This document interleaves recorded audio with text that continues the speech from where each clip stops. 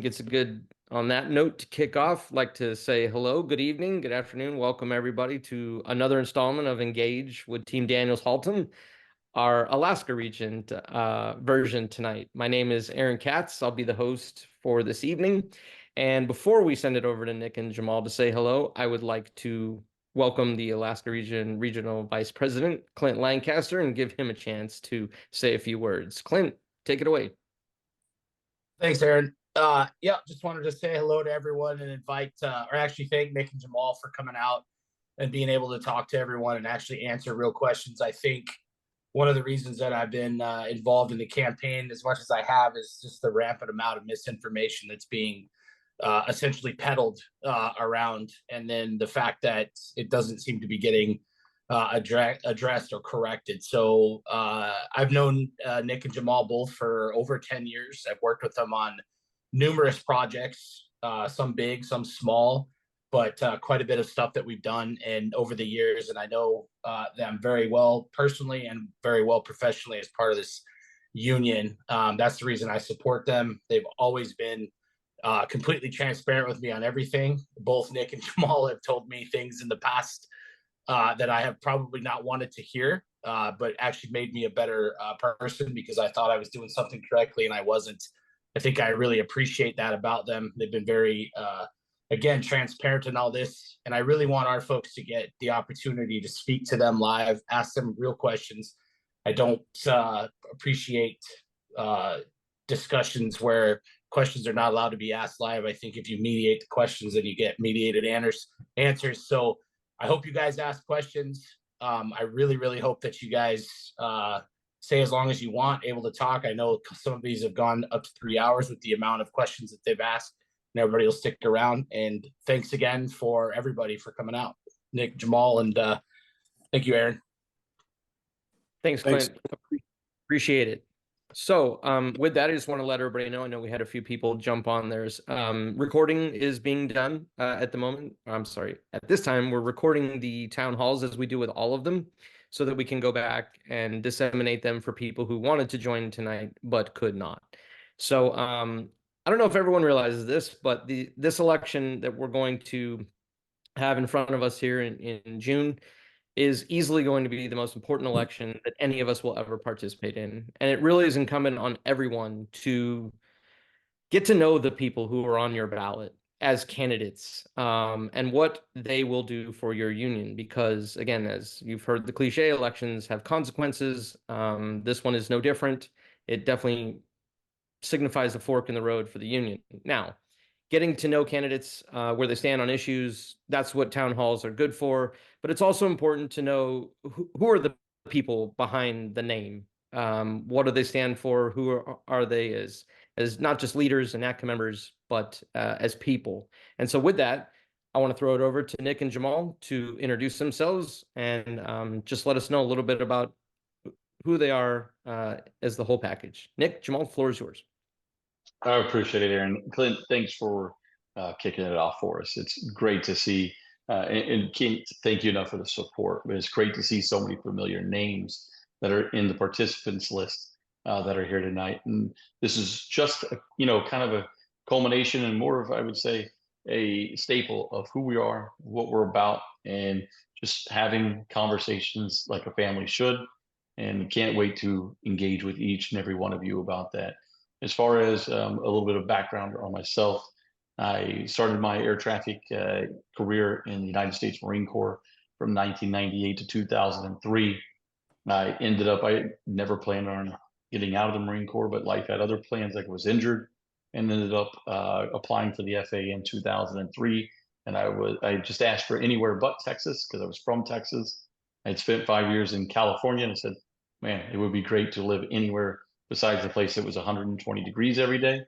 And then I was put into Addison Tower, which is in Dallas, Texas. So not much has changed in the FAA over the course of 2 decades. In that doesn't matter if you want to be back at home or not at home at all. They seem to go the opposite direction either way. But embraced it. Went and certified relatively quickly at Addison Tower. It was a level 7 VFR tower. and I got to learn what it was like working in an 11-person facility, about some of the good, the bad, even the ugly with all of it. And it doesn't really matter what level, size of facility that you're in. There's always going to be issues and problems. And it started to, understand a little bit of what was going on at the union, and then transferred over to Fort Worth Center in 2005. And that's where things took a steep learning curve as we were going into 2006 into the White Book. At the end of 2006, beginning of 2007, I became the area representative for my area. Had just attended NAC in Washington, just like we just got back from it last week. And it really lit a fire under understanding this was about a family of air traffic controllers. And at the time, that's all I knew, it was just air traffic controllers. And I've come to learn that there's, our flight service, TMCs, staff support, DOD, FCT, Region X, and it, it goes on and on from there. But looking at it from the lens of Fort Worth Center and how I could help there, that gave me the opportunity. Was the area rep, secretary, vice president, 6 years as the FAC rep, and then I was the alternate regional vice president. Now currently serve as the Southwest regional vice president. And I also have a 6-year-old daughter who is in kindergarten, and I have an 18-year-old son who's a senior and graduating in a few weeks. So I have quite the different experiences that go on, but they all different parts of it keep me grounded, keep me moving forward, and the encouragement to, if you see something that you think needs to be changed that's out there, that's why I'm here today. And my daughter reminds me of that, inspires me with that all the time. So look forward to the conversation with y'all, and thanks for having us tonight. Jamal, all yours, brother. How's everyone? Daniels-Haltom. I am currently NACA's National Training Representative. Been in the agency since 2007. I started my career in the military as well, in the U.S. Air Force. Did 6 years there, worked a couple contract towers. Then started my FAA career at Las Vegas TRACON, and transitioned to Tamiami Tower in Miami, Florida. Came back to the West Coast or Western United States to Las Vegas Tower in 2010. Got involved heavily in the union there. Served as a secretary role for about 9 months, but kind of acting FAC rep. The FAC rep was over it. He had been appointed and really didn't want to do it anymore. Then ran and won 4 consecutive terms as FAC rep at Las Vegas. Numerous projects along the way. One of the most important projects, of course, was being on the 2016 slate book contract negotiation team.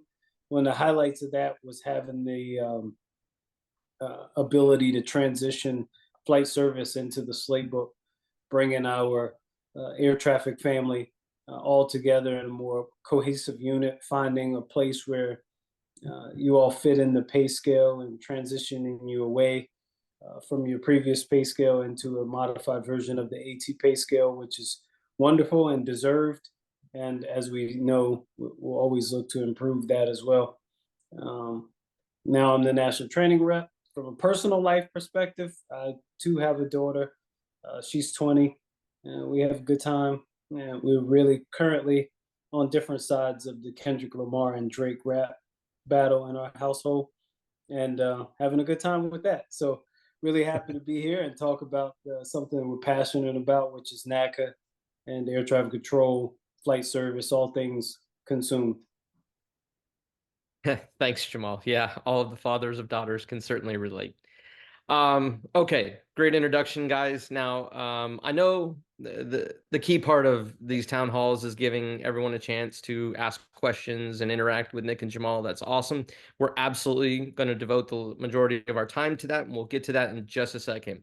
However, there's a lot of issues going on out there, and certain things are important to certain people. So we wanted to start off by giving Nick and Jamal just a little bit of an uninterrupted period of time to speak on a wide variety of some of the most important issues going on right now in the union. So I'll turn the floor back over to Nick and Jamal to touch there, and then we'll transition into questions there. I appreciate it, Aaron. One of the things that we just want to open up, as a discussion point tonight, and it doesn't always come out through questions. We've done, I think, 4 of these town halls now, and there's a component of understanding what the overarching umbrella of all of these things are. We want to talk about pay. We absolutely want to talk about a contract, and the rich and mix want or desire of their campaign teams to somehow spin this world of Nick and Jamal only want to extend the contract. By all means, let's talk about every single one of those. Every question, every rumor, it's open, it's transparent. You're going to, Aaron will give you all the directions for it here in a moment, but you're going to see it's put your question where everybody can see it, and let's have the discussion together. That's what it should be about. And right now, the leadership aspect of our union is missing. Leadership isn't just something one person does. It's when you have people that actively engage in wanting to improve. It's a a level of holding each other accountable aspect. It's a level of constantly driving towards same or similar goals, or even when they're different, how do we find the direction and the path forward? And running together as a team with Jamal provides exactly that. There was a very distinct decision that was made between the two of us, and it was that we know that our best abilities come from not just what one of us brings, but it's the complement to one another and the ability to have the honest, true, and a lot of times the hard discussions, but all for the right reasons. Not to how do I take credit or how does Jamal take credit, and it's how does our union benefit from this and how does it serve our membership. That's something that's missing today. The 2.5 years I've been on this NEB, I'm tired of seeing the NEB say, we're different, we set ourselves apart, and this is now just the point of a pyramid and all things funnel to one person. Instead of saying, we're here to serve you, we look to our left and right, and we're not trying to stand out in front of you, we're standing right next to you, and we know we have issues, we know we have difficulties, and we're not going to just blame everyone for them. Our job is to make sure that we as a team develop a plan with you, not around you, or not to say, look what we did at the end of the day. It's how did this union accomplish something? And that comes from when you know that we have a purpose, what that purpose is, and what your purpose is inside that union. And that's something that we absolutely want to bring back. You'll see it as we go on throughout the night. But I'll stop there and turn it over to Jamal. Yeah, just a little bit to expound and then deviate somewhat from what Nick said, because as he said, we are a team, but we don't always cover things the exact same way. I certainly agree with Nick from the perspective that we have to redefine what this family of NACA looks like and how it's supposed to go. Having been around for a while, even prior to being in national, either appointed or elected roles, I did have the good fortune of knowing how important it is to be able to trust the union that we have, get information equally distributed, not have silos, not have a caste system with those on the top doling out information as they see it appropriate. It seems very divisive. It seems different than the union that I have an affinity for and gain love for. And I know that made my family's life so much better than it would have been otherwise. And I want to be part of ensuring that other union members hear that we and live that experience. We're going to have political differences. We're going to have religious differences. We come from different backgrounds. All of those things should honestly rest outside of our work life. And our work elections should really come down to who do you think can best move the ball forward and improve your life, your compensation, your work-life balance, your working conditions, and to see people be willing to trash their own union on the way to that. To have a position of union president or an RVP and also tell you that the unions failed you so miserably while you were in that position and then look to Nick and us as the reason for it is something that befuddles me, and I hope something that most of our membership is seeing through. I feel like our membership is being intentionally manipulated, and it bothers me because you all are my family. I treat everyone like family. That's what drew me to Nick, even to a more or a greater degree. He loves people, and to see people be used and manipulated is something that just doesn't sit well with me. I hope that we earn the right to be in a leadership position, but leadership is just something that you actually have to live, breathe, and be in. You can't just have a position. So we'd hope to earn that on a daily basis, and then convey to you all that you're all leaders as well. In whatever you do, all members of this union have some leadership capacity leading us to a stronger union together. So we appreciate your time. We want to answer your questions, and I think we're to that part. So I'll pass it over to Aaron again. Okay, thanks, Nick and Jamal. So let's go over just a couple housekeeping items, how we like to take the questions. If you are comfortable, first you just raise your hand if you have a question, and we'll pull you off mute. And if you're comfortable doing so, please turn on your camera. It's easier to interact that way. If you're camera shy and you'd like to ask a question, you can also put it into the chat. As we stated at the beginning, I think Clint may have mentioned it. Nothing is being moderated here. Nick and Jamal not just answer all the tough questions. Strangely, they seem to like them. So, and I'm happy for that. They take all questions. Don't pull your punches. You hear things floating around out there, and you want to ask, please ask. So when you type into the chat, please post to everyone. I would like to take a second to thank Brittany Ambrist, who's here helping us to make sure that all of the questions get where they need to go so that they can be answered. So if you send it to someone else, we run the chance of missing it. So we don't want to do that. So please post your question to everyone. And if you could, please type your name and your facility in there, so we can make sure and get to that. Lastly, the way that the meeting is set up, I have to pull you off of mute. And once you stop speaking, if you go back on mute, you have a follow-up question to ask, you won't be able to do so. So don't come off mute until you're done, or just raise your hand back up if you need me to pull you off mute. I think that covers everything. Let's see. Lastly, this is a great opportunity not just to ask questions, but share ideas that you may have for the union. So if Nick and Jamal are hopefully, as we all hope, are successful in leading us into the next chapter of NACA, we capture these ideas that we want to be able to act on when we are in the position to do so. So with that, happy to open it up to questions. Just please start by raising your hand or using the chat function.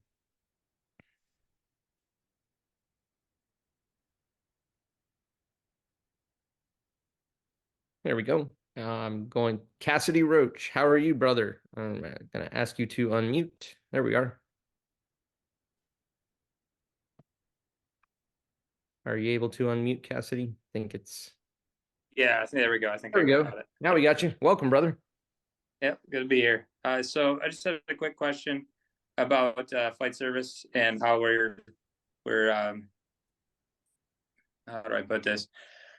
Basically, what, like with the National Training Initiative, even though maybe the fatigue study, we'll see on that how that plays out, and a lot of other projects and things that come out for air traffic, but then don't really get implemented with flight service until much later, and it's because we have to push to get it. My question: are we going to make sure that's not a problem moving forward? We're integrated right away, so we don't have to 5, 7, 10 years in NSEP's case behind the power curve behind everybody else. Yeah, Cassidy, man, nice seeing you, and that's a good question. I like to usually give examples so it makes sense to everyone. You know, the way we get most of our advancements that are outside of the CBA is through collaboration. And a lot of the times the agency brings the collaborative efforts our way as opposed to us initiating it. Sometimes we do initiate, but oftentimes it's that way.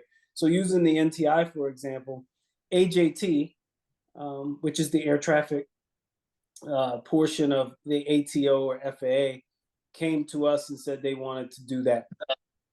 We did reach out to AJR at the time to see if they wanted to participate in the NTI as well. And initially they said they didn't have any interest. So we forwarded and forged ahead.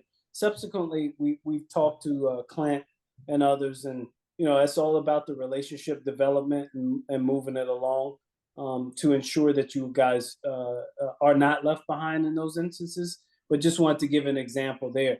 The 3120.4 Romeo, we do bring flight service along, but we wanted to make sure that flight service accounted for flight service.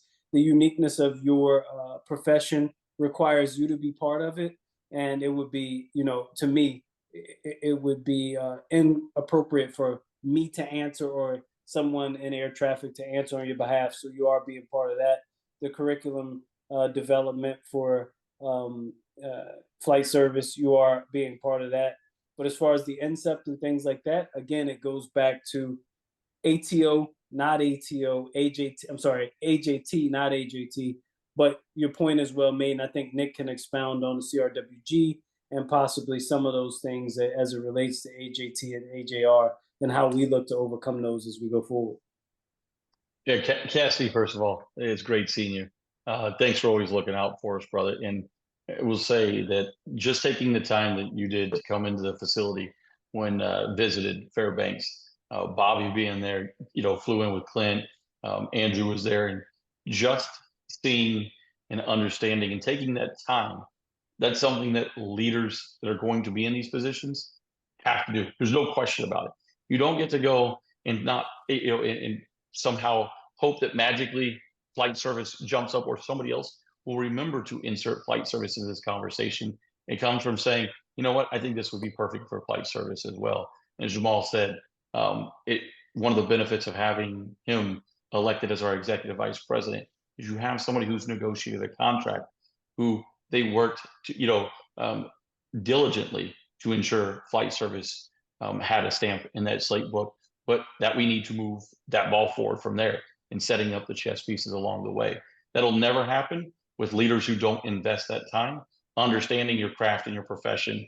And then, like you said, who would have thought the NTI was there? I bet all of you had sat around and had that discussion about it. Now being there and seeing it, can absolutely see how the training times are associated with it. Like you said, from incept all the way to each and everything that we do, there's very few things that we shouldn't be trying to find every avenue to bring flight service in for it. And I think the more that we talk about it and the more that we engage about it, it will start becoming natural for the agency to respond with, hey, we need to check with flight service about this as well.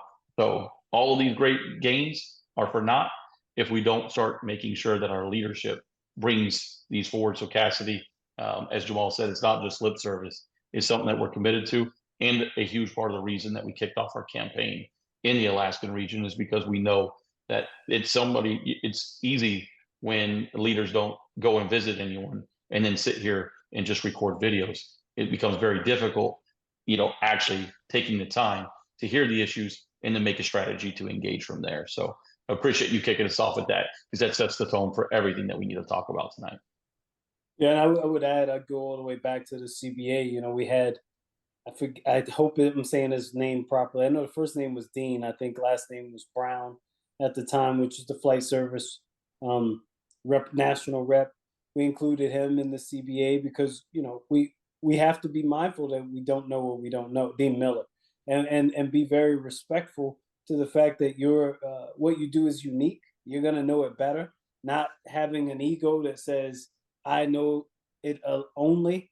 Team having get flight service on team was a big deal, moving the ball forward as it relates to that. And understand your line of business pushes back on most any things where we get to pry into what's going on. So we know that we need to be looking behind that curtain. Similarly, I was just in Puerto Rico and been to Hawaii, haven't been able to make it out to Guam, but we know our OCONUS, for lack of better words. A lot of times there's homegrown activities and people like to keep it that way. It's our job as leaders, it's our job as NACA representatives to break down those barriers and get in there and make sure we're serving you all with the same level of effort that we're serving those on the mainland. So again, thank you, Cassidy, and point well made. Thanks, guys. Thanks, Cassidy. I want to circle back for just a second. I know a couple of you are very smart and figured out how to raise your hand, but I was so excited to tee up the questions. I was like raising my hand as if you knew what to do. But for anyone who's new to Zoom, if you go just to the bottom of your black screen there, you'll see a button that says raise your hand. So I didn't want to take for granted the fact that everyone knows how to use Zoom when they may not. So I'll go to our next question from Andrew Seitz. I hope I'm saying that right. Welcome, brother. And thanks for being here. I will ask you to unmute. There we go. Okay, got it. Can you hear me? I can hear you. Okay, great. Thanks for taking the question. So I'm Andrew Seitz. I'm a controller at Anchorage Tower. I'm also the Alaska Region NCEPT rep, although I have a non-NCEPT related question today. And I kind of want to ask about like union communication. You guys mentioned earlier, and I've heard it before, a lot of concern about people getting, misinformation or half-truths or rumors from like anonymous message boards. To me, it does indicate that there might be a good chunk of the membership that wants more regular communication. They want to get more like regular and up-to-date information about the communication that's happening, discussions at higher levels about contract extensions, pay, staffing, training, all that stuff, and waiting for NEB minutes and waiting for a weekly newsletter is just not quick enough for these members. So as a president, as an EVP, how would you go about engaging with the average member that's not a member of a committee, doesn't travel much for NATCA, doesn't have a direct line to their RVP? How would you go about making sure that they have that information so that they don't feel like they need to go to an anonymous message board to get it?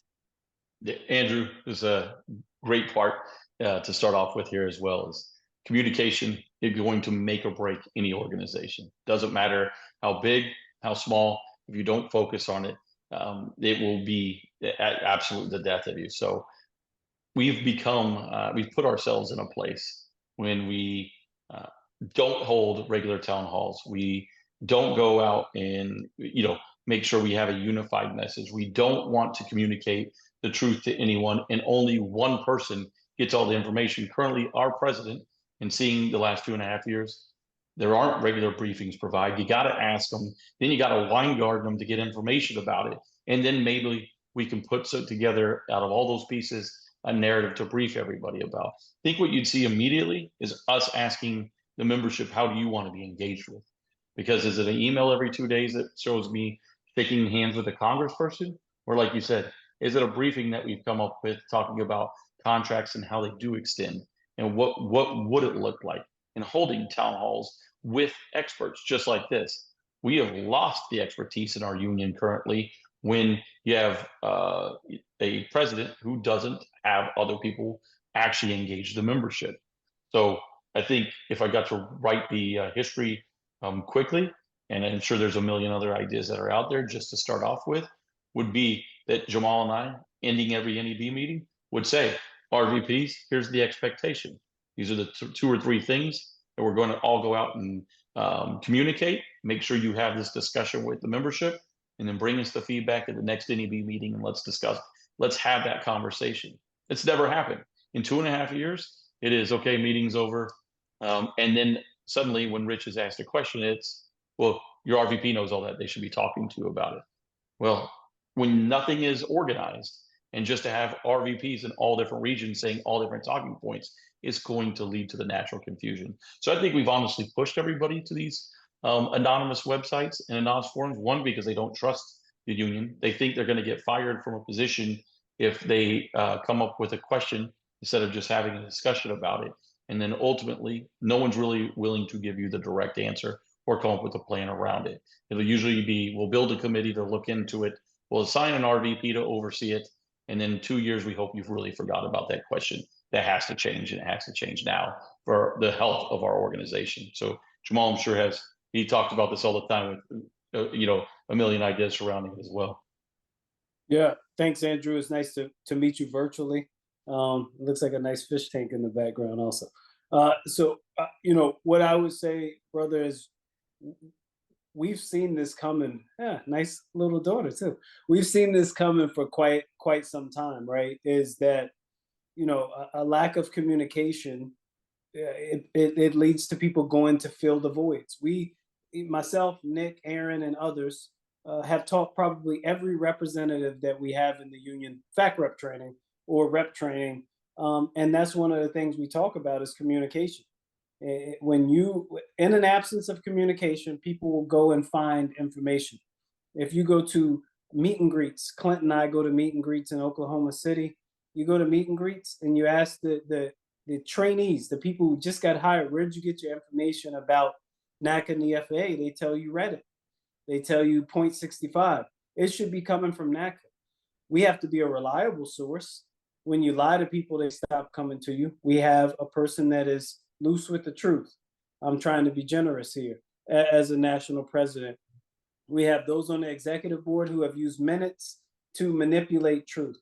And they're running for executive vice president. So once you break down that ability to have trust, then the communication, it's a struggle. We do have to meet people where they are. Having a younger and younger workforce, they receive their information much differently in snippets. You have to make it available to them. I'd also say having two introverts at the top of our union is hurting us. Rich is an introvert. Andrew's an introvert. Nick is an extreme extrovert. I'm somewhat extroverted. So we will cover that by just having a willingness to be around people. This way of communicating, not answering pre-loaded questions. I have no clue what you're going to ask me. And I would be honest with you if I didn't have an answer. Establishing that level of credibility from the top, and then letting our membership be part of the communication. We have 114s that do a great job. They get bashed all the time. Why don't we have them telling the members what they've done on behalf of them? Just at NACA in Washington, had a panel myself, the PMO rep and the safety rep, and people say to me, I thought the national training rep was just the NTI guy. That means we failed in communication.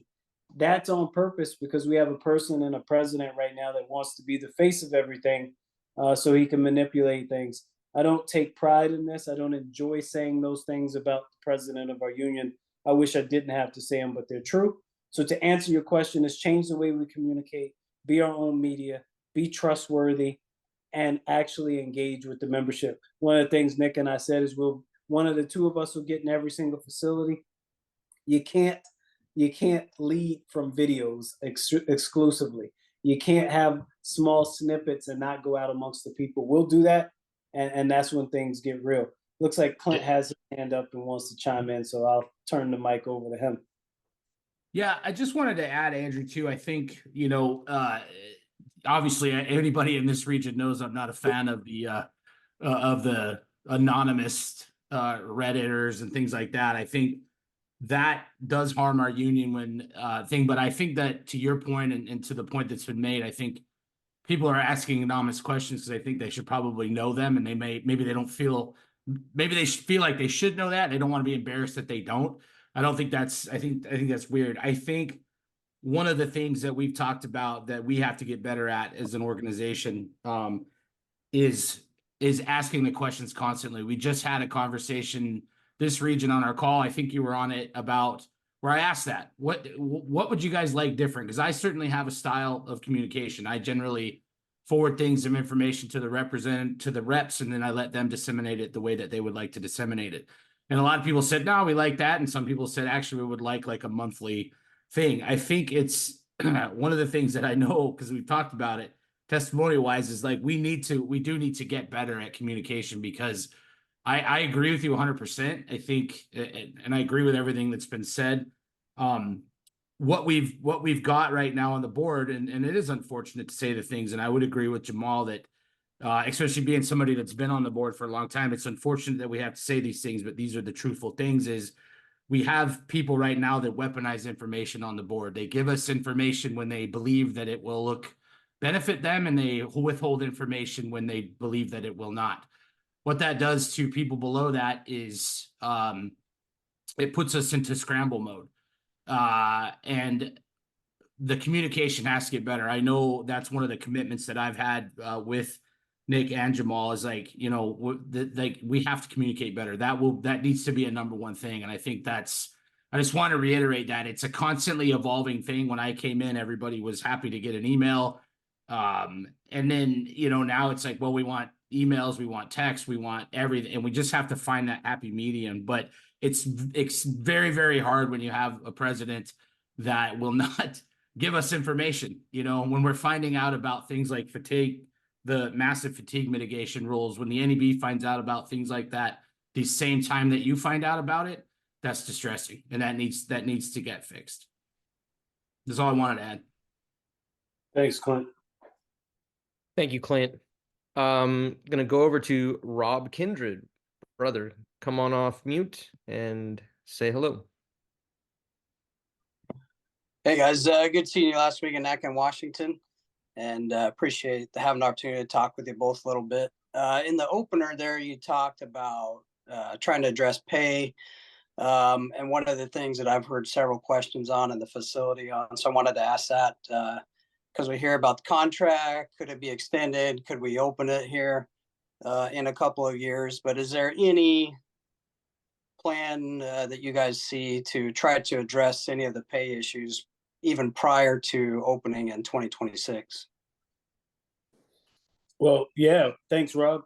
Absolutely. We should always be looking to evolve and use life circumstances as they come up to address compensation for all air navigational safety professionals, right? So be it flight service, air traffic control, our Region X brothers and sisters, engineers, airport cert, whatever role you are in, the world's changed, the economy's changed. How do we increase pay, right? We don't always have to wait for term negotiations. We have the ability to look at differentials and capitalize on things that are going on with other entities. If the DoD is getting special rate pay, can we ask for special rate pay? Can we look at flat across the board incentives to be air traffic controllers as we compete with people who can work from home and work 2 jobs in the same time that we can work 1? We have to use and capitalize on all those things. We have, the OJT premium that went from 10% to 20%, that actually came from the agency coming to us. What have we come to them with? We're looking at ways to get OJT pay when it relates or is concerning simulation. Looking at, as the world changes and everyone's involved in team sports. I know, Rob, you have a daughter that I'm sure played lots of AAU sports. Saturdays are just as important as Sundays to our bargaining unit employees now. Can we look at Saturday premiums? Long way of saying is you don't need to wait until 2026 in order to do things that can be done now. And by trying those things, it'll give you a big look at what that temperature looks like from the agency, right? If every single thing that we try is rebuffed, it's going to give you an indication of what it looks like when we do go to term agreements. So regardless of who wins the next election, we have to hit the ground running and make those attempts so that we can make wise choices as it relates to opening the CBA. And I know we'll get further into the full CBA discussion, so I'll pass it to Nick for that. Absolutely. The number one thing that's going to be spun and manipulated in this election is pay and contract. Why? Because we think if 2 candidates go out or 1 candidate goes out and promises you're woefully underpaid, need more money. Well, how about this then? Jamal and I propose whatever another candidate promises you, we'll get you 10% more. End of story. I guess that's game in an election. But it's not that easy. It's actually about the ability to go in, read the room, set up the chess pieces for ultimately moving our pay bands forward and negotiating a contract.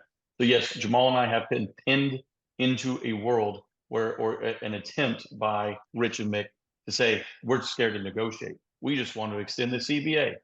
Well, I'm going to say it here. We've said it 400 times. Our goal is absolutely to negotiate, and it's not just waiting for a 2026 negotiation, and it's not just to extend to 2029. We actually gave our president the opposite direction, but they just wanted a campaign tactic to use it against us. We told them, do not. The administrator offered to Rich to extend the contract. He said he wasn't interested in negotiating in the interim before 2026. So he offered to him an extension, and Rich asked the NEB, what should he do? The president of the union can make a decision to move forward, He asked us, we said, do not agree to extending the contract unless we secure the ability to still negotiate in 2026, because that is a lesson learned from the last extension, is they did not set up a mechanism to negotiate again. Rich did not engage in 2022, didn't engage in 2023, and here we are sitting here in 2024, then asking the administrator, can we negotiate now? You have to have leaders that are used to negotiating, that are engaged in this, and are looking at it for the long term and the short term. So Jamal and I absolutely want to negotiate the CBA. We won't just wait and say, okay, well, they said that they don't want to negotiate on for the interim. As Jamal said, we will find every way possible to engage of moving the pay bands, moving the compensation, looking at the differentials, and capitalizing on every aspect we can. And the number one, another huge component of it that I want to mention before we move on, because again, I'm sure there will be other questions that come up pertaining to this, is also removing the AG pay band. They're coming out of the academy. We have controllers going to a facility. A lot of times, some of our up and downs, you go and you get set up and you're on an AG pay band for almost a year until you get through local control, to which you then go to a D3 if you're in, let's say, a level 5 up down. To be at that pay band for 9 months or a year, or even 3 months in this type of market, in this type of time frame, is egregious, and we have to evolve from that. But that idea didn't originate from Jamal and I. It originated from visiting over 140 facilities and them telling us these are ways that the compensation, while you work on it for the long term, can help us now. That's what we'll be looking for. And it starts with a conversation with each of you. So appreciate it, Rob. You're absolutely right. That is the most important thing. And we will be finding just not only those methods, but continuing the discussion with our membership to see what it is and where we can maximize our bang for the buck in a negotiation. Thanks for the question, Rob, and thanks for answering so definitively, Nick and Jamal. I know there's been a lot of false narrative around that massive subject for everyone. So my tutorial on raising the hand function is working brilliantly because we've got several people with their hands up. Going to go over to Lawrence Trattini. I hope I said that right. Welcome to the town hall. The floor is yours. Oh, you're all good, brother. I just want to say, number one, I want to thank Clint because I've known him for many years, and this guy just kicks butt. And we had a fight in Denver outside, and Brett can tell you about it, that he was thinking about leaving, and I made sure he didn't. So we'll leave it at that. Number two, I do know Nick, and I do know Jamal. First question, and I do have a follow-up. First question is, the national rep at the time when we were doing the slate book, I was actually the national OSHACOM rep at the time, and Phil Barbarello had to bring me in so we can get some of the items into the slate book so we can continue to have remote site pay and so on and so forth. But my question is, flight service really hasn't had a chance at the bite at the apple. You know what I mean? Because of a predecessor. I gotta tell you, Bobby's doing a good job. I really like it, and he's really picking up good. But flight service really needs another bite at the apple in the contract. And I know you said that you'll reopen it and let us get back in there. But I know there's concerns with the next national election that might be an issue. But if we get a chance to continue with the current regime, will you get right back in there and give Bobby a chance to get in there and meet our concerns? Lawrence, I'll kick it off. And first of all, it's good to see you, brother. Thanks for always taking the time to invest, not just in this union, but you volunteered for quite some time and making sure that flight services voice is heard in the conversation. And you took the time to educate me when I had the opportunity to come up there to Fairbanks. And again, learning this is a beauty of where Jamal and I think we set ourselves apart. You take the time to listen and learn before we just go speaking about the issues. And absolutely, flight service will be part of a negotiation in the future. And what, for those who are listening, what he was alluding to was if Trump was to be reelected, there is a promise from Trump to put back in executive orders that stifle our ability to bargain. And that's where this narrative has been twisted nationally, is that Nick and Jamal just want to extend. What we want to do is set up a win-win for our union where we can protect ourselves from executive orders and then fight on all the fronts. It's pretty much like putting body armor before you go into a gunfight and then saying, okay, let's get in the gunfight. We know we're going to be part of a gunfight, but to walk in there with no body armor is just crazy saying, well, I think I'll survive no matter what. So you put an extension in place so that way when your contract is opened, the laws of the land go into effect. But with an extension, we can fight legislatively how to remove those executive orders. We can make a determination if we want to still negotiate and then what that would look like, or bargain in a different fashion. And that was a long way to get to where you were talking about, Lawrence, is you can also then midterm negotiate. Article 7 of our current contract for flight service and air traffic does not preclude you from tackling big topics and subjects such as pay. Many extensions in the past have included provisions to extend pay or have found ways to ensure there is a longevity to that contract for the duration of it to keep up with some level of increase in growth. So if whichever front we fight on, which will be likely all three simultaneously, Lawrence, our commitment is we're going to find those ways to help move forward in addressing as quickly as we possibly can anything for flight service and air traffic, and then any of our bargaining units. It won't be sit and wait and just put everything off till 2029. That's just a simple protection. Everything else is the strategy of how to knock it out of the park in the interim. So I know that was a lot that Jamal can help me clean up anything that was missed in there. Yeah, so not to disparage anyone from the past, but I think we know that your level of representation has increased over time, and the skill level of those who are in those representative positions. So absolutely, Bobby or whomever would be part of that to ensure that flight services needs are more clearly defined and heard, understood, and addressed. As we know, in a contract negotiation, you don't get all that you want ever, but knowing that you at least had an opportunity to ask, that the ask was articulated well, that it took into account all of flight service, that it just wasn't one person's ideas. We 100% believe in that process.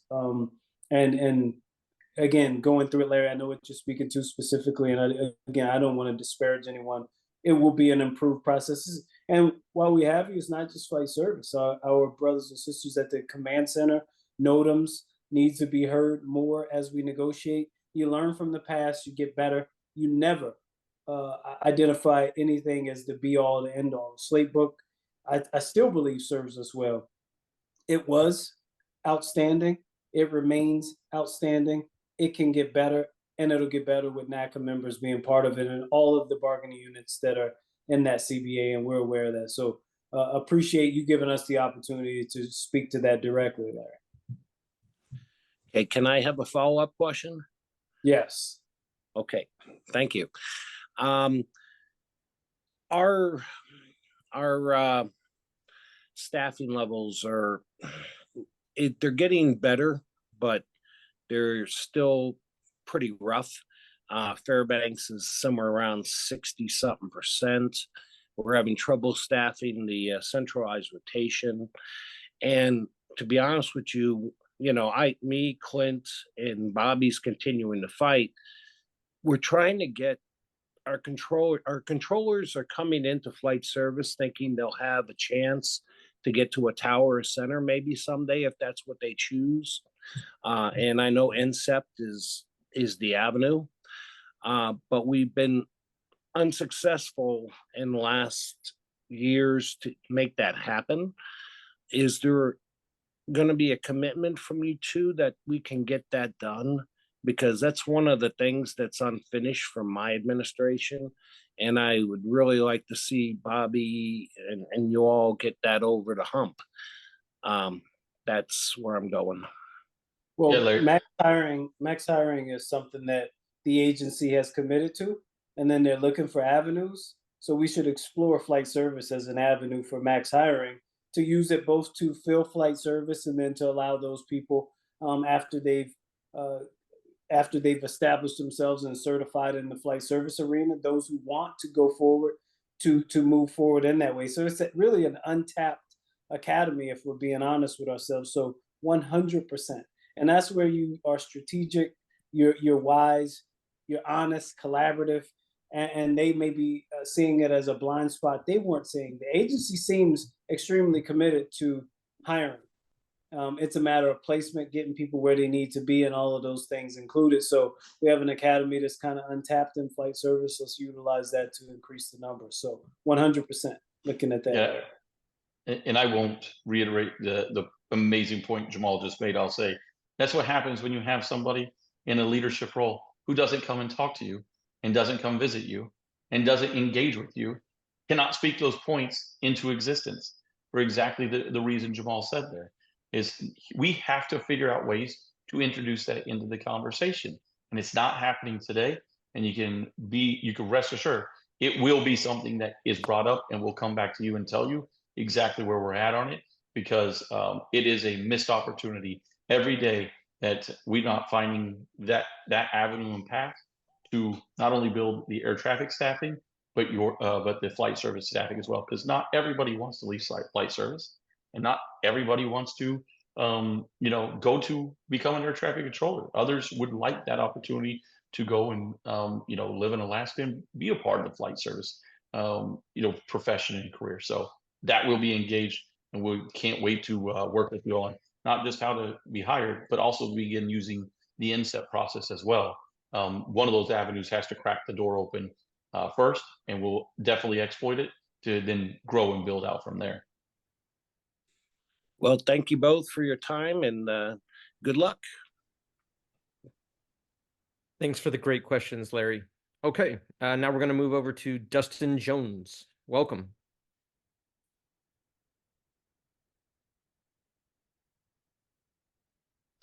Hey guys, Dustin Jones here at Juneau Flight Service. Jamal, just wanted to say thank you for your work on the CBA. I'm just going to kind of echo what Larry and Cassidy have said. We've kind of been left behind with this NCEPT thing.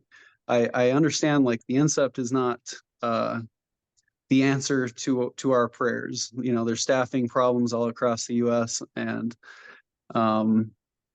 but as you guys know, there is language in the CBA that, infers that we should be a part of the transfer process, and we're not in it. And I mean, that seems like a blatant violation of the CBA, which I think is pretty egregious. And for the last 7 years, we've been hearing, it's coming by Christmas, it's going to be here. And it hasn't been here. And I mean, what is going on that the current administration is doing that's not doing that, and how are you going to do a better job of it? I'll start off with saying, as Jamal told you, I'm not going to promise you free pizza for everyone, unicorns and rainbows. I could not tell you where it's at. As the Southwest Regional Vice President, I'm sure there are, like you said, a million either reasons, excuses, things that are broke along the way. What I can absolutely speak to it right now is that it not being part of the process just goes to show you how the process has remained stagnant and needs to be updated. And that's not just a promise. Like I said, anyone, everything is.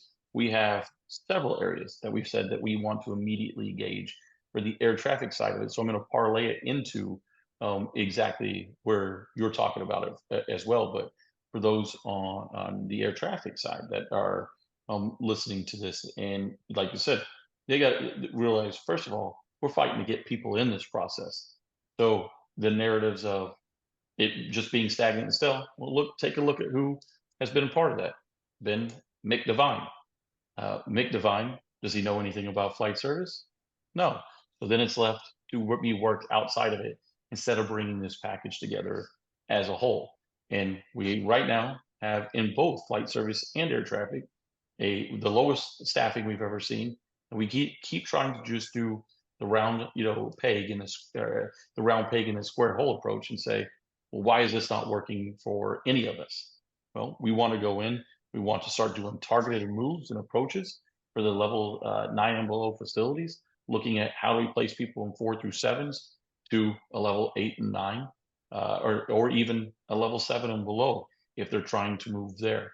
And when we start taking out and making moves like that, looking at the distribution of persons that are graduating the academy and what facilities they go to, we can build and show that this has to include flight service as well, as Jamal said earlier, an untapped resource. So I think that would be our strategy going in right off the bat is you keep INSEP by name, on the cover, but inside of it, we start doing the things that make sense given our current circumstances, because the agency wants to engage in that conversation as well.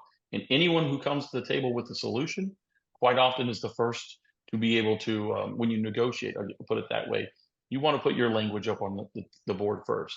You don't wait for the agency to tell you, we have the idea and now we start exploring it from their sheet of music. We need to be the one introducing and saying, this is what the idea looks like. And by the way, it includes flight service, and see if we can use that to close the loop. That would be a part of the strategy. I don't know if Jamal wants to hit anything else from there. And then ultimately it's continuing to work with Clint, continuing to work with our regional vice presidents to make sure you're included in the loop every step of the way. Yeah, so thank you, Dustin, for asking your question. I would only add to that is when you asked, why is it where it is now, is you get what you emphasize. And frankly, I don't think it's been emphasized. I don't think your needs have been properly addressed and pushed, because when you push things on this agency, I know from experience and having the opportunity to really push simulators. We've needed simulators for a long time. Getting them actually into a bill was because we pushed very hard. Nick was on the CRWG. We pushed very hard for those things. The things that we push, we typically get because we provide data.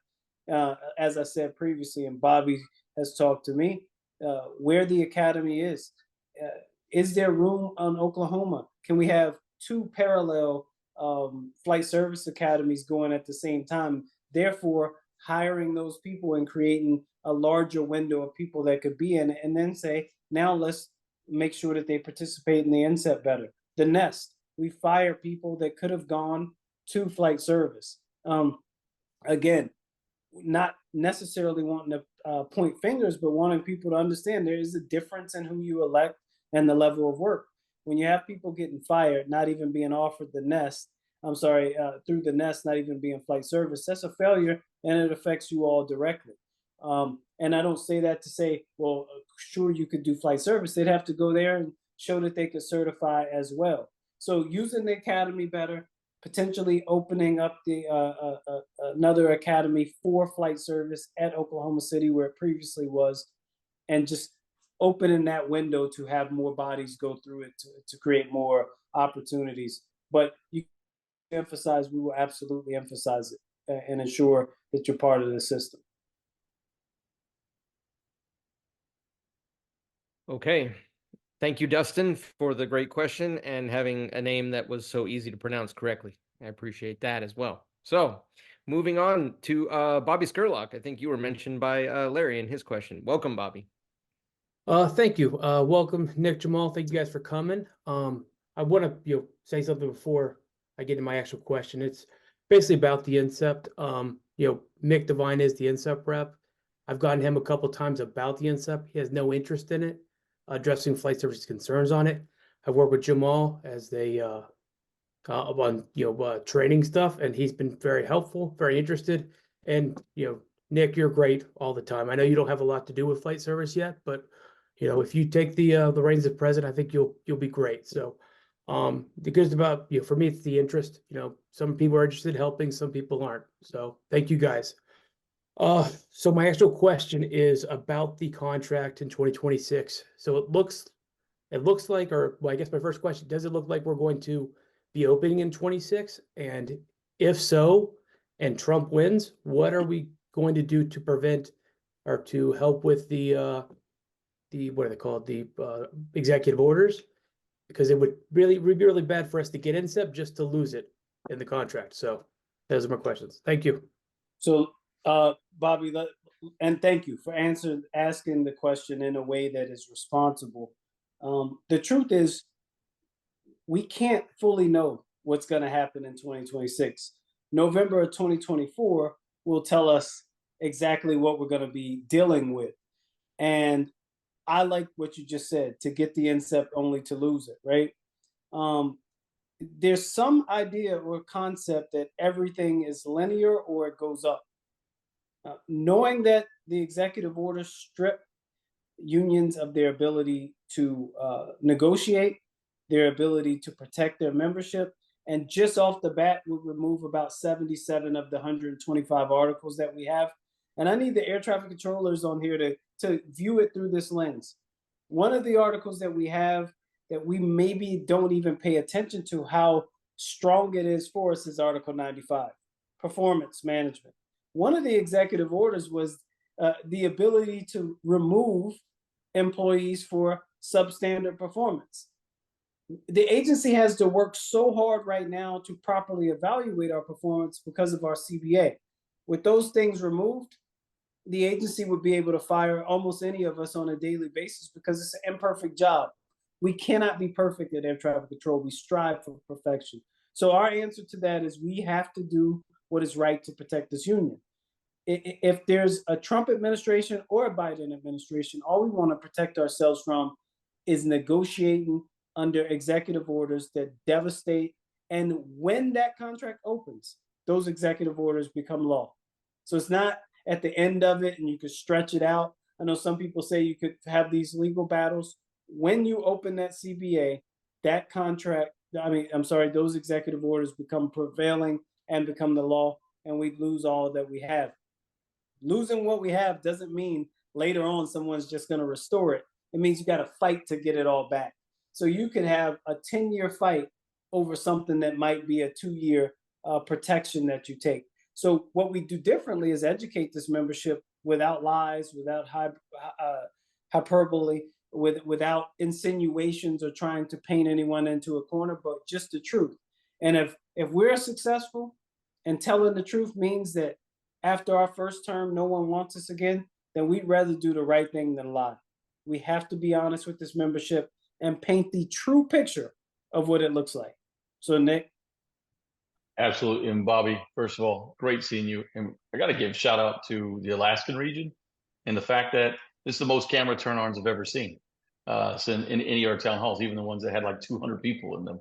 So well done, Alaska, because that means listen, being part of this conversation is the crucial part about being the family and being open and transparent about it. So for everyone here, you can help us spread the message. The lies are being spun that we don't want to negotiate. It's absolutely false. It's about setting the strategy to ensure we protect our right to negotiate and we protect our union simultaneously. That can be done. And it's not always, if Trump's executive orders go into effect, we had decided to extend a contract in order to just protect ourselves from a contract not opening with those executive orders in effect, we can still negotiate. We can do that through MOU. We can, again, fight legislatively to remove the executive orders, or we can determine what the best course for action if we decided to negotiate, whatever that looks like. But we don't have the agency at that point holding a gun to our head at the end of the day saying, you want to negotiate? Well, this is what it's going to cost you. And what it's going to cost you is just as exactly everything Jamal just, and he only gave you a small snippet of what those executive orders do to us. When they remove 75 contract articles and then we think we're going to get them back, to me, it's crazy that Rich and Mick have decided they're just going to say, well, we're just going to bet on you. We're going to bet on how strong you all are. Well, we're going to bet on our membership getting decimated by a president of the United States, because it doesn't matter how strong we are. We're going to have to figure out a way strategically, nationally, to fight those laws, and ultimately our members pay the price because of the short-sightedness to try to just win an election. We know our members want to negotiate. Now it's our job to make sure that that happens, and that it happens in whatever form we can bring that to you. So here's the last thing I want to leave you on, that is listen to the contradictory statements by the candidates of Rich and Nick. They're willing to go to war with the president of the United States. They're terrified of the agency not wanting to open a contract in 2026. You're scared of the agency not doing the thing the parties agree to, but you'll take on the president of the United States.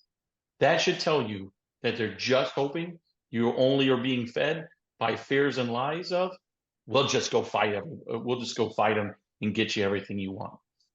To what end? We can still do the same thing and be smart about it.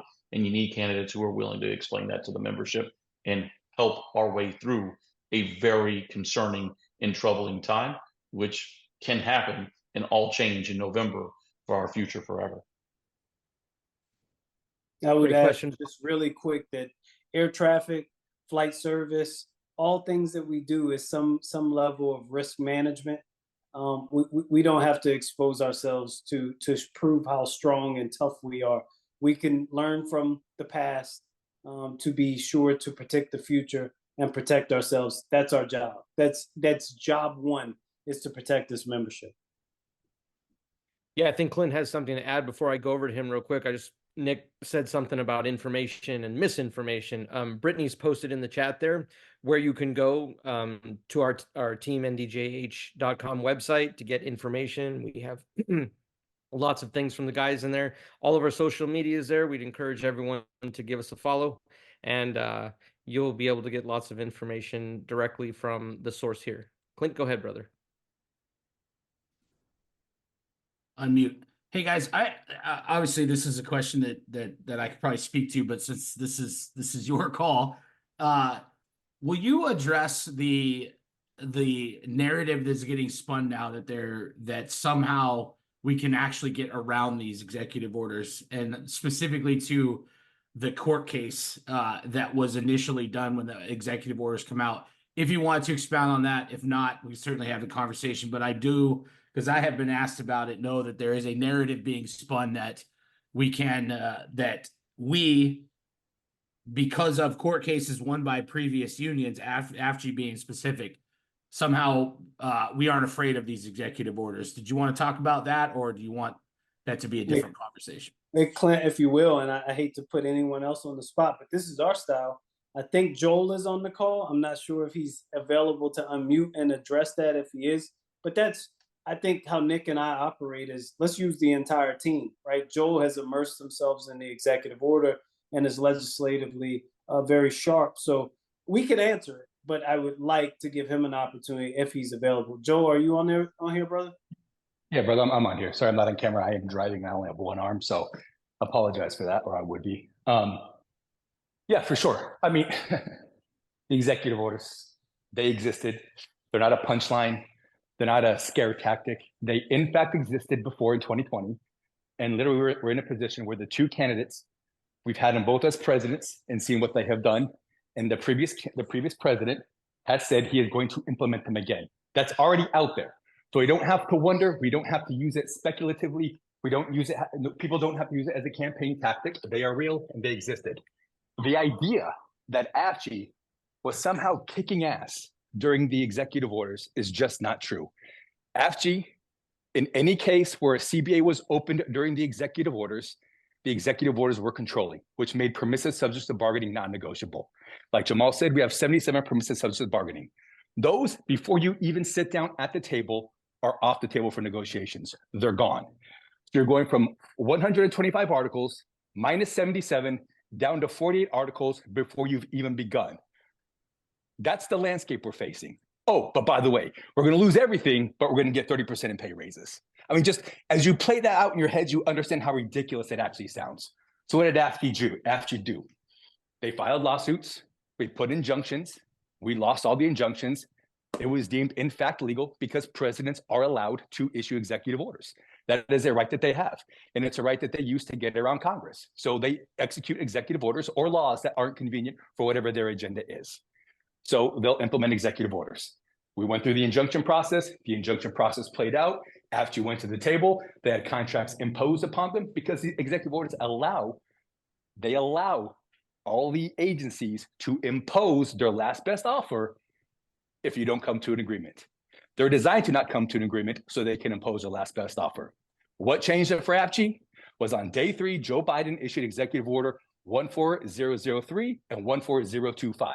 Those 2 executive orders undid everything Trump did with his 3 executive orders. That is how APCHI got their union offices back, got back to the table with permissives and subject to bargaining now being legal to negotiate. And by the way, after they got back to the table and after those 2 executive orders from President Biden were implemented, it still took them until August of 2023. Go on Google, look it up. You can see when the VA administration finally got their CBA, which was the one union that got their CBA imposed on them, it took them over 2 years after President Biden became president to even get their CBA. So no, there was no lawsuit that prevailed. It was rescinding the executive orders and issuing an executive order to override those executive orders to that effect. No lawsuit when that, and by the way, I've also heard that we'll just not ratify that CBA.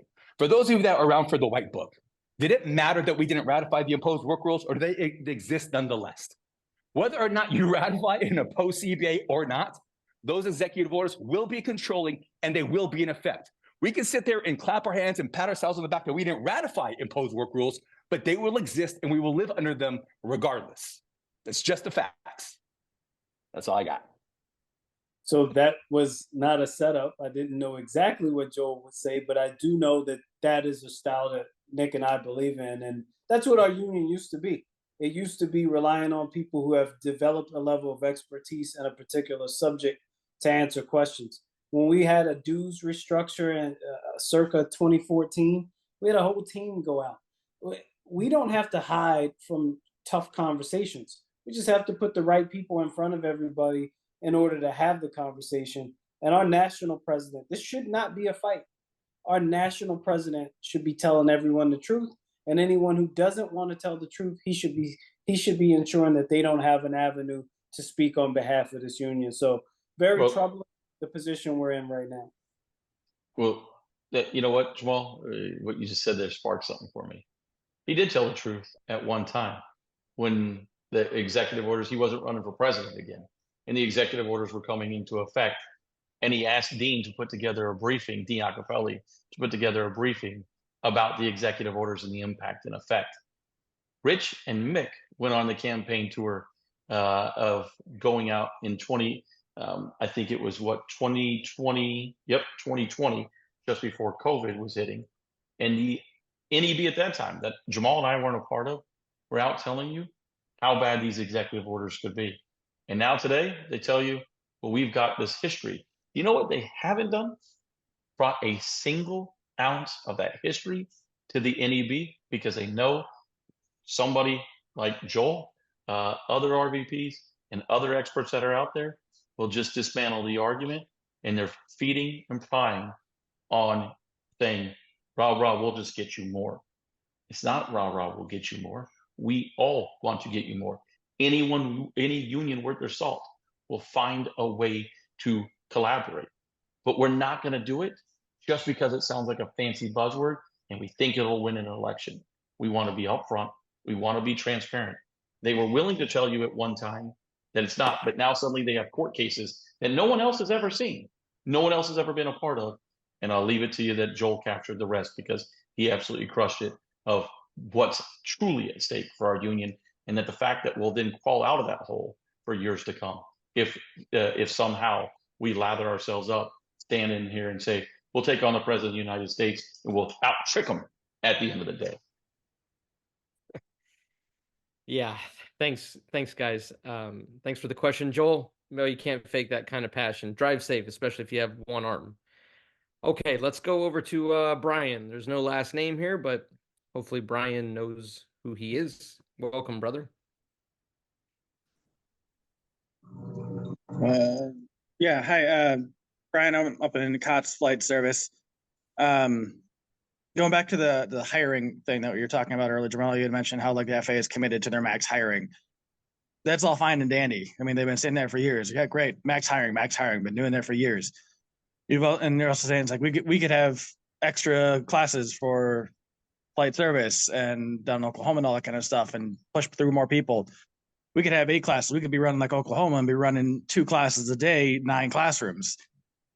Is there anything that you guys can do as a union? Do you guys even have any say when it comes to the hiring process to push the FAA? Because that's step 1, step 5. That's great. Well, when I got hired in 2015, it took me a year and a half from filling out paperwork to going to Oklahoma. I've got friends that tried to get hired, direct hired to flight service, and they sat there for a year in holding patterns waiting for the psych evaluation stuff, and they finally just gave up, went to Leidos. We've lost a lot of really good people that could have been very good for flight service and the FAA to the contracts, Leidos, because there are no doctors. There is nobody to see these people. There's nobody to move the steps forward. And it seems to me that that's where our biggest bottleneck is in our hiring. So do you guys even have an opportunity to tell the FAA, hey, you need to hire 50% more doctors for the psych evaluations and for the medical screening and all these different things, so they can actually open up this bottleneck? It's all great to say, yeah, we can run 80 people through the Flight Service Academy tomorrow, but if they're all stuck in the hiring process, what good does it do anybody? So that's where we start off first. And Brian, thanks for being here. It's always good to catch up with you, brother. Is this, we start off with what we have the rights to do, and the ability to negotiate. So one, we don't have the ability to negotiate technically as a union to go out and say you must, the union and the agency agree you'll hire 50 doctors to do X number of jobs. But what we have is our ability to say, this is a goal that we want to set with, whatever party that we're, negotiating or even collaborating with at that time. And then once we reach and say, this is our collective goal or our collective agreement, that the agency has to support it. And that comes from making sure that we don't just sit here and squander an opportunity when we see the strain on the system as it is. As we start pointing out the deficiencies with it and holding the agency accountable. Is saying, okay, you need data and information, not just somebody who's willing to say, I'll figure out the tagline and say, we need more. Saying, nope, we've actually put a group, Brian's helped us taking a look at this process, him and 3 others with the agency, and the direct problem is this, and this is what the choke point is on the system currently. I don't know if that moves it, changes it, fixes it that day, but at least we could start speaking to it. And as Jamal said, when we're our own media on it, we can say, these are the detrimental effects and impacts on the national airspace system because the agency hasn't, or we're not moving the ball forward here. The agency hasn't done this or committed the proper resources to it. So you're right. There are many layers to this funnel. All, ultimately the thing that we have to change the most, but it takes identifying the actual aspect of it. And the number one aspect of it right now is people's medicals. The medical part of the process is an absolute abomination, and actually moving people from point A to point Z of getting them the ATSA test and then ultimately through the pipeline themselves. So that's something that we know. Now we just need to quantify and continue pushing the agency on. But it's information like that, Brian, that you should know.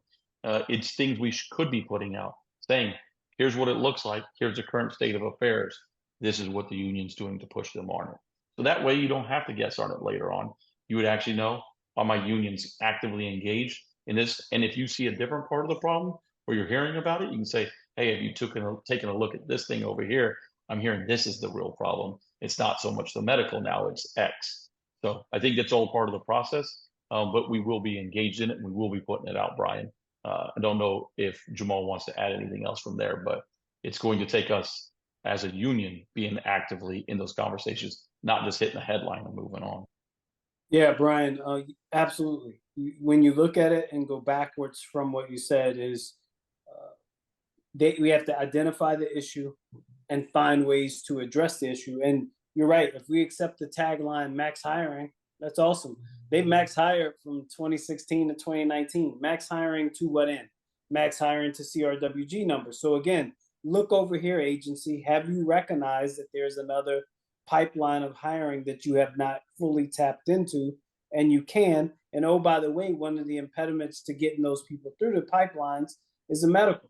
Well, they did do 4 Pepsis, which is pre-employment screen. The acronym escapes me, but they did 4 of those. Why not have a Pepsi in Alaska, where they bring doctors and you take the psych eval and you get security screened all at one location? So why can't we have that in Alaska and move those doctors up there to get that through? Force that quick hiring spurt through, address that, and then move on from there. Having the extra classes that you talked about. It's one thing for them to say they want to max hire. It's another thing for us to say, have you looked at all of these avenues so you can truly max hire? Having a 3rd shift at the academy. We used to have a 3rd shift back in 2007. Having 2 shifts at the academy for flight service. Having both academies for flight service, both locations active. There's so many things, and if you don't know them because you haven't experienced it, you won't push them as hard as you should. Nick and I know those things. We'll rely on other people that have information before us. I still rely on the previous documents, previous national training reps, things they couldn't implement. We use the collaborative relationship that we have now and exploit that in a positive for our membership. So the sky's the limit. It's just a matter of always pushing to go higher and higher. Okay. Thank you very much for the question, Brian. Let's go over to Troy. Go ahead, brother.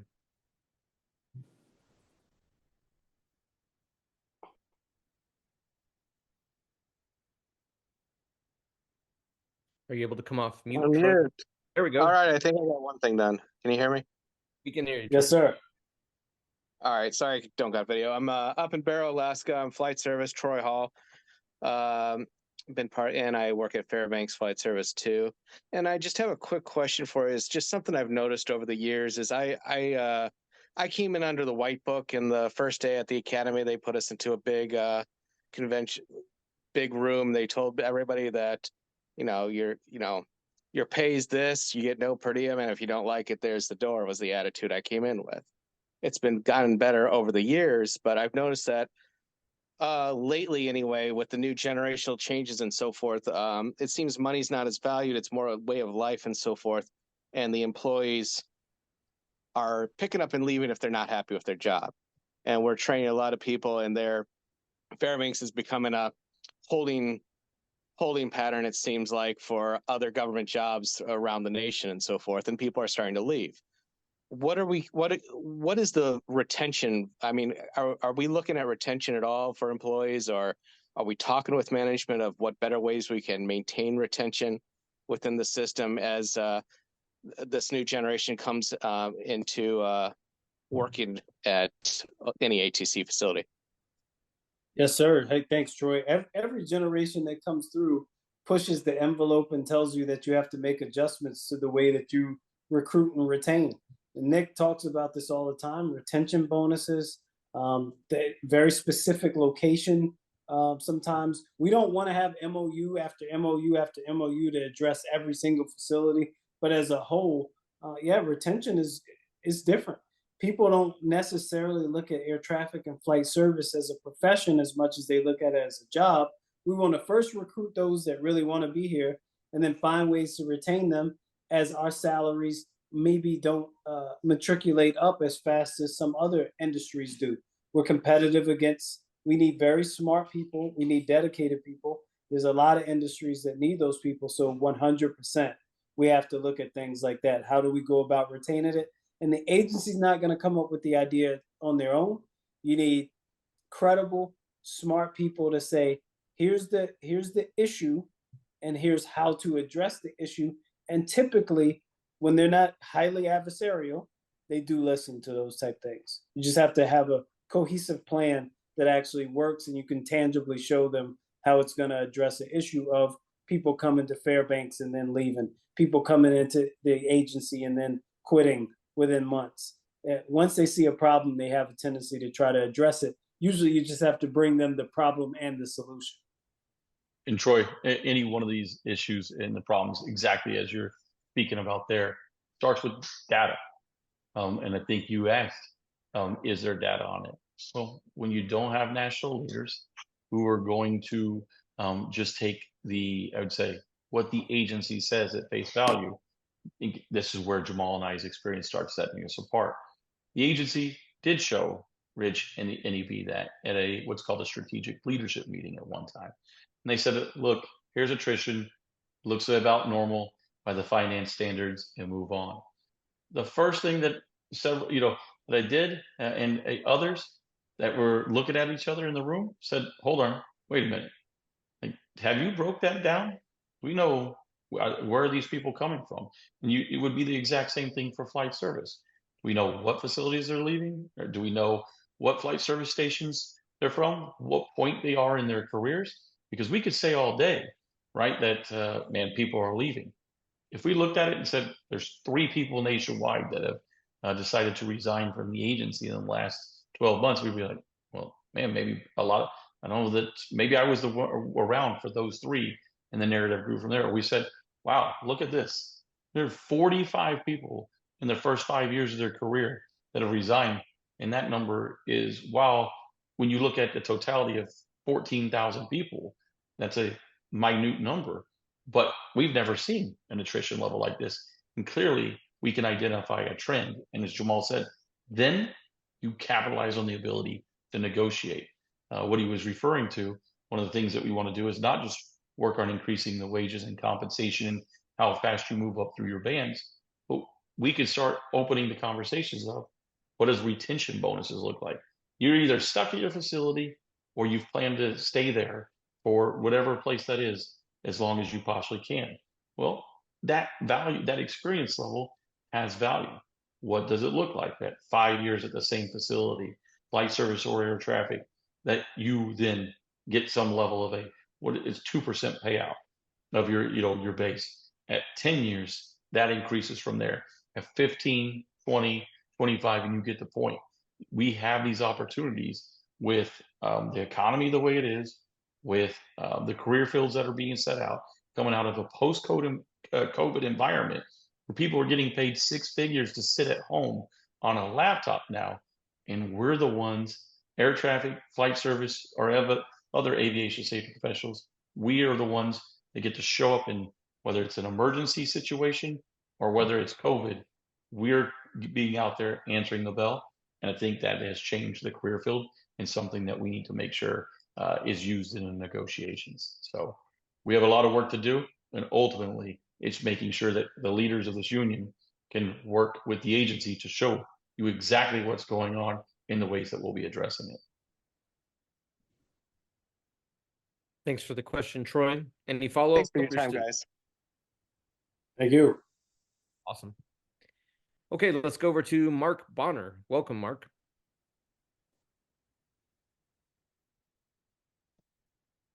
Hey guys, thank you for holding this. I really appreciate it. I spoke with you, Nick, when you came up here for the meet and greet, and sorry to meet you, Jamal. So I talked to you about the 804 process, about possibly combining Anchorage Tower to Anchorage Tracon. I'm a control at Anchorage Tower, and Clint was able to walk over and kind of explain the stance that the FAA has and what the union has. But how much say does NACA have in that process? Because speaking to the guys downstairs and guys upstairs, we kind of want it to happen to make us go up in a level to 9. Everyone gets more pay, and hopefully it'd make people want to come to Anchorage or Alaska, which would help staffing, which Alaska is hard to staff notoriously. I was just curious how much say you guys have, or maybe Clint could chime in, because I was speaking we had a little roundtable with ATM and our FAC rep, and apparently the FAC rep of Anchorage Tower and Anchorage Tracon submitted the paperwork to combine it. It's what they're telling us. And it was kind of a surprise. And if people were like, oh, cool, that'd be great if it happened. But how much say do we have as the union? Well, I'll give it over.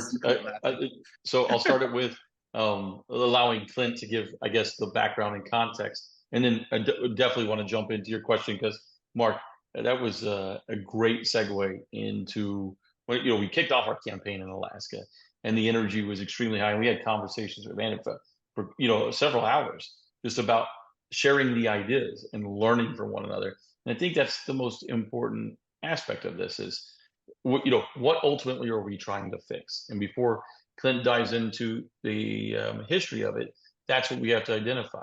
Is it because you're not getting staffing because you're a level 8 or 9? Is level 8 or 9 pay not sufficient? Which would say most people are say, yeah, we want it to move like anyone else. And then are there any downsides or negatives to it in union, overall for the union as it stands? So I think a lot of us right now are chasing for ways to fix problems that exist because things like Incept are broke. It's not a reflection of our Incept reps or the amazing job that they're putting on. You heard, us speak to it earlier.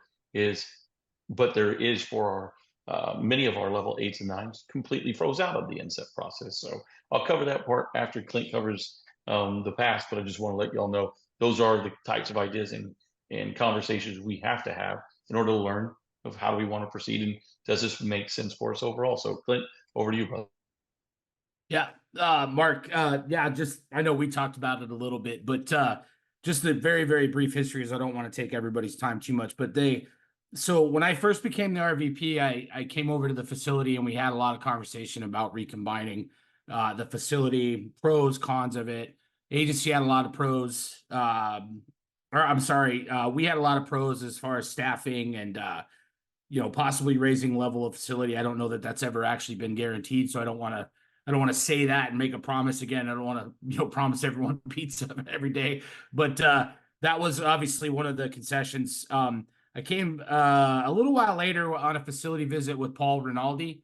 Paul, previously to being the president and then as the president, was obviously very knowledgeable about the 804 process and the combining and decombining of facilities. So we had a conversation with him about it. He came to the facility, counted all the potential positions that could be, somebody could be required to have and be current on. And there was some conversation about Lake Hood and how that would work and a lot of other things. But ultimately, what we determined was let's just make the ask. So the original white papers that were written by NACA, and actually I believe now, and this is a long time ago, but I believe it was just one white paper. Sorry, my dog's barking. That we sent jointly together to say that we would do it. At the time, the agency had no interest in really pushing that. And at that point, we didn't really have enough of a case to push it to the agency. And that was sort of where it was at the time, the agency didn't really want to deal with it. And we didn't really have what I would say enough of a hard data point to be able to push the agency to a different position. Fast forward to now, we have had a lot of conversations over the last year. I had a lot of conversations last year about rediscussing the possibility of it. And there's also agency now is thinking about it as well. The agency is more interested in it as well. I think that, and I'm going to pivot this because we are on an election call. I think so the conversation is in play again. I think what's very, very important is that whatever we do moving forward in this, and is that we have a collaborative process with the agency on this. We won't get this done unless we're all working together and pushing it the same way, and having that. So again, this is stuff where this isn't something that the Alaska region is going to be able just to do right by ourselves. We're going to need help up the chain on this, and we're going to need somebody that has a relationship with the administrator that is good enough to get some push on that. So the history on it is we talked about it, we tried it, the agency wasn't interested. The agency seems interested now, so we're going to go back to the table, collaborate with them, and we'll try to do something that works. And then again, by the time we turn everything on, we're going to know if it's going to make it a 9 or it's going to make it a 10. Even that's what I heard the other day. Possibilities for something like that too. And we'll have training plans. We'll have all that stuff done. But that's sort of where it's at right now. And I'm not going to answer the other question that you specifically asked, Nick. So I say thank you, Yeah. Clint, for that background, that history. But that comes with working as a team and being able to have the conversations. What Jamal and I aren't going to be elected to do is stand in the way of progress. If we work with the regional vice presidents, the questions for myself and Jamal are answered. We find that it's a strong position for the union. We'll be able to stand in front of you and say, this is where it is and how we're engaging the agency about it. We all know nothing happens overnight, but just like if it's an 18-year grievance out of Houston Center, to be able to stand in front of you and say, okay, we're making a slow and steady progress, or we're now hitting the point that we can sprint. Either way, these are things that any of us should be able to sit here, look at you and tell you what your union's doing about that very topic. And it doesn't mean we just say, poof, everybody gets what they want. But it shows the importance of the leadership, the communication, and ultimately the trust that those things are being worked and they're not just being used as a campaign talking point later on to say, oh no, you need that? I'll get it for you.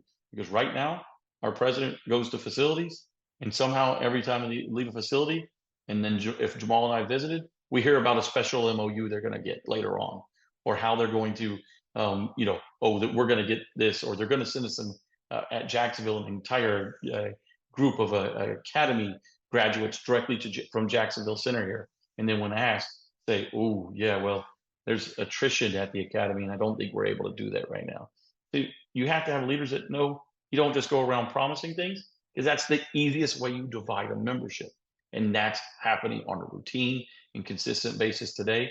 While I can't tell you that, yeah, let's go upgrade Anchorage right now and say, we're sure as hell not going to sell you. We can't do it either. And it will be being a part of the discussion and ultimately moving the obstacles out of the way. So if it does need to happen, we can make it happen. We explore every avenue to do it. So Jamal, is there anything that you wanted to hit from there, or did we get it? All covered, brother. Thank you. And nice to meet you virtually, Mark. Great to see you, brother. Thank you, Mark. And Aaron, real quick before you move on, I just wanted to capitalize on that other part of it that I had written down is our level 8s and 9s that are out there that are stuck in this inset process. We talked about employee movement earlier. That is absolutely something, Jamal, and I want to do in looking at the revamping of inset and engaging with the agency.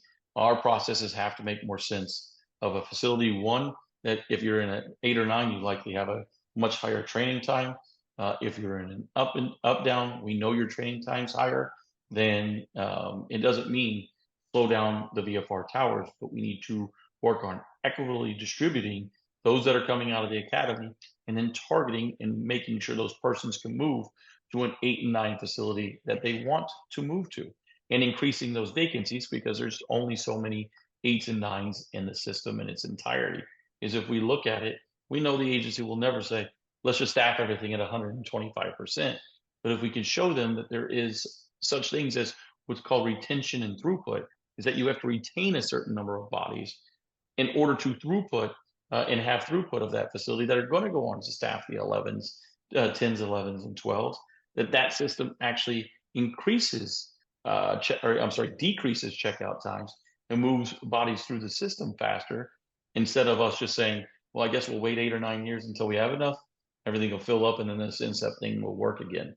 We have to get back to trying to make the system work, and not just say the system will eventually bend to our will of low staffing. We got to reverse that and change it immediately, and that's something Jamal and I are committed to doing as well. It's a great point, Nick. Okay, let's go back to Lawrence again.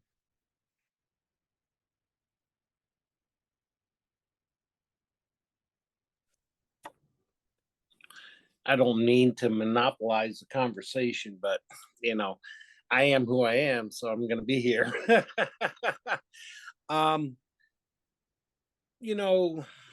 Flight service is a big part of Alaska region. I mean, we might be, by the time we're done, we'll probably 50-50 with towers and centers. So I got to say my piece a little bit. I mean, Clint was the first RVP to actually embrace flight service. He actually learned about it. I had to kick him around a little bit, but it's okay. He's all good. Two questions. Number one, and sorry, I got to follow up. We have the Alaska Flight Service Initiative going on, and you gentlemen might not be aware of it, but Clint is very aware of it, and so is Bobby.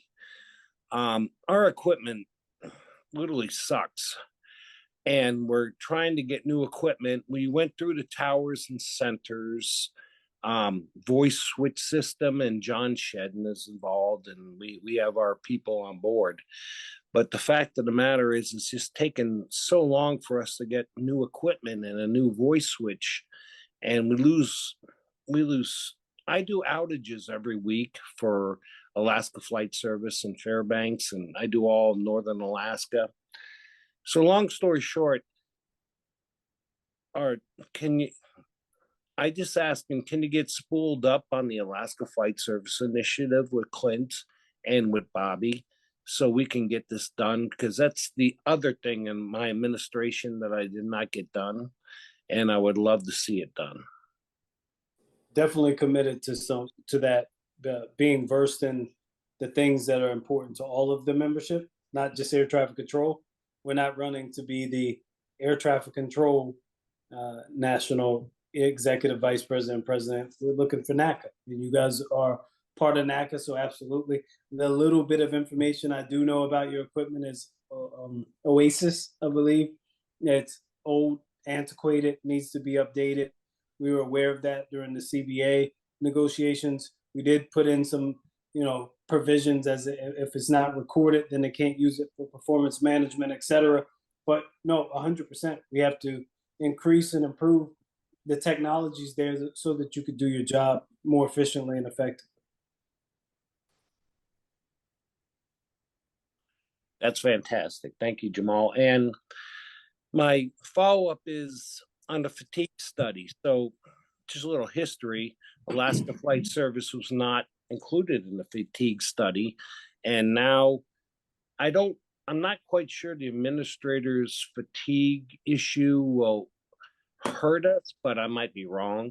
I've read it a couple times, but number one, obviously, we do airport advisory service, and Clint's been in Nome, he's been in Kotzebue, he's been everywhere, and he knows that we rock. I mean, we have flight services that do as many or more operations than Merrill Field and a bunch of other fields, especially Ketchikan and Nome. It's important that we get involved, but I just kind of want to hear your take on what has happened lately and with the administrators initiative and that kind of thing. Yeah, I'll start off with let's talk about the abomination that is an administrator thinking that he can come in, just set policy with no discussion besides an interview of our national president and our chief of staff, and then not have a further discussion. That goes to show you the level of respect that's out there right now, with people just going out and promising you, well, we're going to go and negotiate you, 50, 70, 50 and 60% raises in a single bump in a single year. We will forever have to be prepared for a fight. And the true test of a leader that we're asking you to elect is elect leaders that are in the time of peace preparing for war. And that comes through education. It comes through knowing these issues and being able to execute at a perfect moment for them. So when you have Rich, who's out there promising facilities, special MOUs, trying to ultimately manipulate the scenarios, and the administrator is out ready to make moves, he knows he's going to catch you asleep at the wheel, especially if he doesn't think that he has a collaborative partner, or that we've just become a union that is a road bump or an obstacle. We won't see progress. We'll just see nothing but, well, then I'll do this and fight your way out of it. Luckily, we have the amazing, chief of staff that we do. We have experts like Aaron Katz, who I'll turn this over to here in just a second, because as Jamal said, this isn't about he and I figuring out how to solve all this. It's about leaning on and saying, Aaron, did you and the team, as he is our national human performance rep, consider flight service in this conversation? And if not, let's talk about the pros and cons and go discuss with Bobby and Clint. Would this help them? Would this hinder them? What do they need to be part of it if it's brought to us? And that's about leaders being proactive, not reactive, not waiting till the conversation comes to you and saying, oh, damn, do we need to go talk to flight service real quick? It's about, nope, we already have had these discussions with flight service. We know now, let's get them in the game and let's move it from there. So Aaron, just so that way, Larry's question is completely answered. Do you know if, and so many of our flight service brothers and sisters are on here, do you know if they are part of this conversation in the fatigue mitigation MOU and anything that we need to pass to them? Well, thanks for the opportunity to throw it this way, Nick. Larry, I'll say this, that obviously there's a lot going on the air traffic side with fatigue that still has to be worked out. And I'm fortunate enough to be part of a group that's tackling that. There's a sister process going on, checking out the flight service side of things. Fatigue is not, it doesn't care what kind of job you perform. Humans are susceptible to it. It's that simple. And if you perform a safety sensitive job, which many of us do, a very valued job to the country, we need to make sure that everyone is protected in a way that keeps them at their optimal performance. So it's not settled yet as of whether the fatigue rules will incorporate into flight service. It's being worked. And that is the current status. That's the up to the minute answer that I have about that. All right. Thank you very much, gentlemen, and have a good evening. Thanks again, Larry. Okay. Let's go back to Brian. You. All right. Go ahead, Brian. Oh, he went on mute again. We had him and then we lost him. There you go. Don't touch anything. Okay. Let's see if I can do a video. I don't know. All right, so I'm in Cold Bay right now, and I've been trying to listen to a lot of things. It's thank you, Elon, with some Starlink. I can kind of hear most of it, but I guess my question is, what's the team's stance, ideas as far as relocation with people when it comes to new studies about making virtual towers in different places? Is there thoughts? Is there ideas as far as what you guys are thinking, planning, as far as making like big center environments where multiple remote towers are being located at? Working in flight service, you can kind of definitely see how people can work remotely. As far as in Kenai, we work out, when Cold Bay closes, and different things where we have just radios, but having actual video feeds in different places.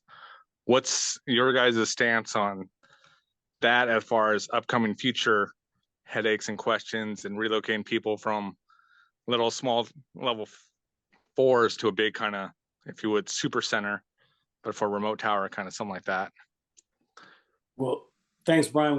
We believe in following the science, the current science on remote towers. And again, this is when you surround yourself with people that know. And I'm on the Nestle, which is our technology and leadership council. Adam Rhodes is our next gen rep. We do have a couple towers, one in, I believe, Leesburg and one in Aspen, remote towers. And to this point, they've been failures, to the point that the contractor, which is Saab, I believe, has determined that they're not going to push forward in the initiative to have remote towers. I believe some European countries have attempted remote towers with obviously much lower operations, and just the air traffic controllers have to be at the location that they're at in order to properly scan. And that said, as the technology evolves, we want union represented air traffic controllers doing whatever jobs are associated with providing air traffic service, flight services, etc. So we'll never say no. We just say the science has to line up with it. the target level of safety has to remain where it is, and we have to make sure that they're union protected positions. Absent that, we go where the technology leads us. Yeah, and the other part that I had, Brian, and that's a phenomenal question. Something that I hadn't heard on any of the other telecoms, but it shows you the importance of staying engaged and involved in the conversation, and not just, zeroing in on a one topic. When you have leaders that are out there helping be part of the solution and answers, you get to shape what that build looks like overall. Because we know if Canada goes up and implements something successfully today, and it's cheaper, can be done with less people, it's going to have an impact on our career field. We need to be aware of that. That comes through having connections. That comes through actually going out and engaging with other unions. And right now, we have a president and executive vice president, and this is no slight to Andrew, because I think he was pushed into this, is when our president says, I'm the face of the union. So I think you can understand I'll be the one going out and engaging internationally, or you send the executive vice president to go out and engage internationally, and you have no RVPs, no active controllers, no one from the Nestle that Jamal just spoke about, and no one else going out and capturing and gaining this information to bring back to the table. That is the recipe for disaster, to have something imposed upon you later because you were behind the power curve from the beginning. Our union used to be in those places having a presence, and everybody looking at us for the answer. Now they're watching one person on a panel, that's our president, maybe answers the question, and no one else gains any information from it. It's not passed back to the National Executive Board. It's clearly not passed over to our representatives. And that conversation is now us waiting to see what happens instead of us leading in all of those. That has to change, or our union will become the afterthought of everyone else nationwide. And it shows you the importance of being not only leaders in aviation, but leaders in labor as well. And Jamal and I want to put NACA back on the map when we talk about the progress of finding ways to ensure labor is protecting labor, not just here, but around the world. Excellent. Thank you again, Brian. All right, let's go back to my favorite name to pronounce, Dustin Jones.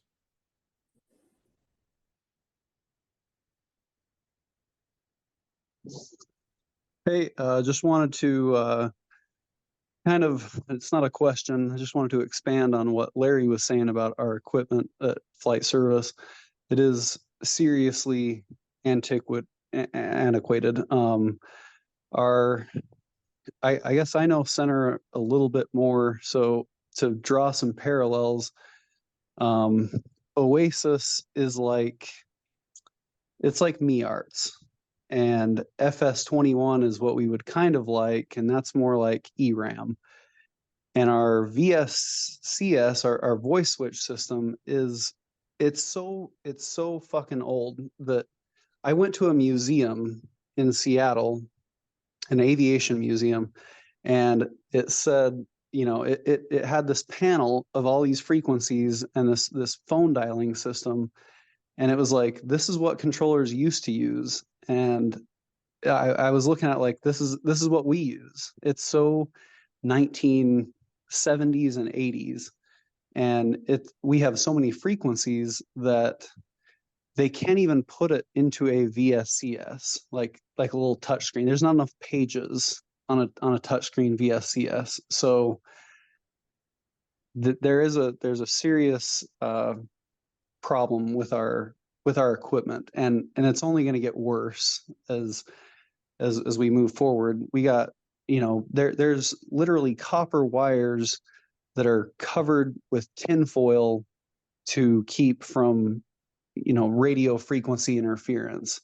So I just wanted to kind of add that, make sure that everybody knows the shit that we're dealing with. It's not good.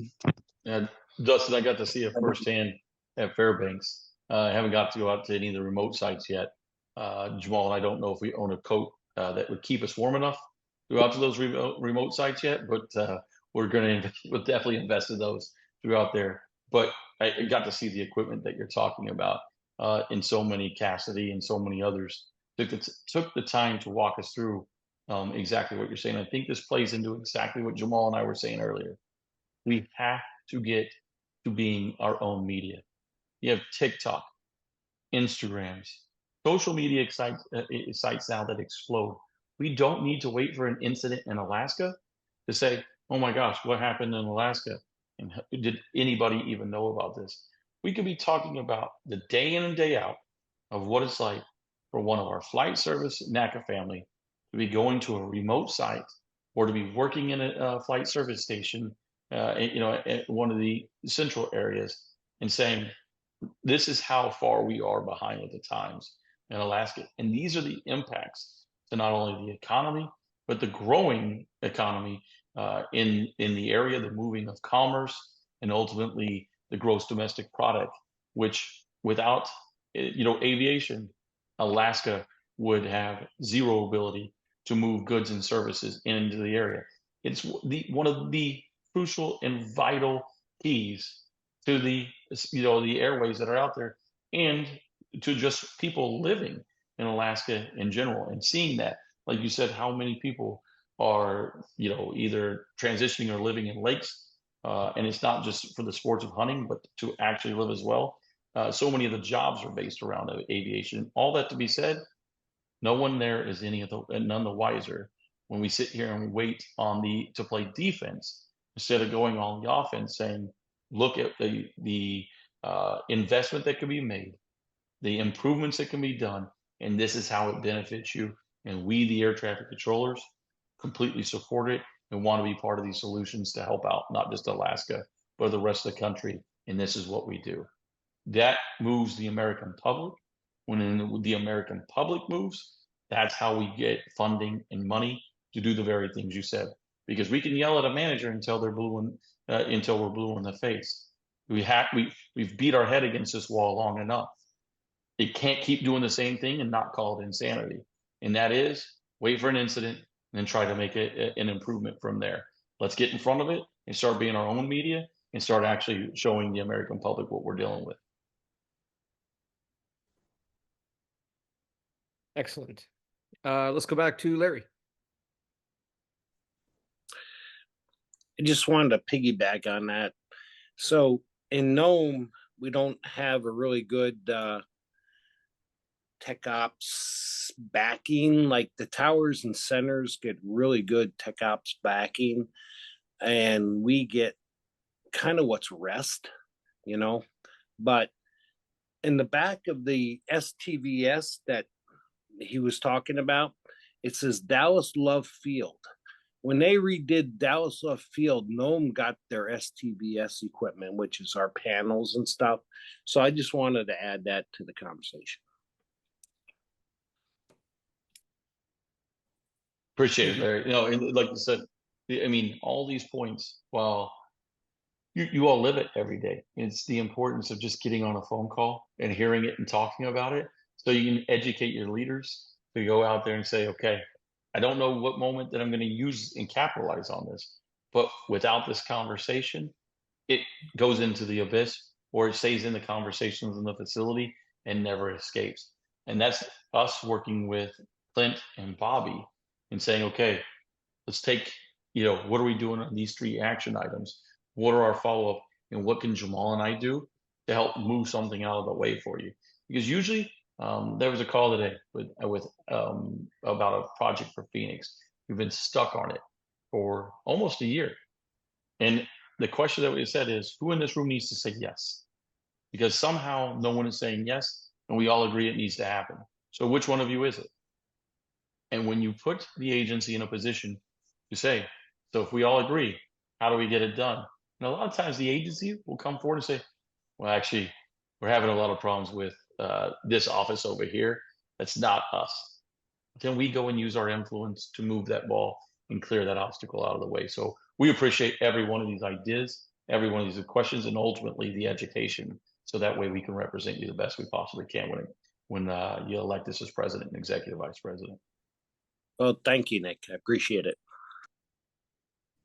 Larry, I saw you still had your hand up. That's why I asked you to unmute. Did you have a follow-up? Okay. Excellent. Okay, so we're at about the 2-hour mark.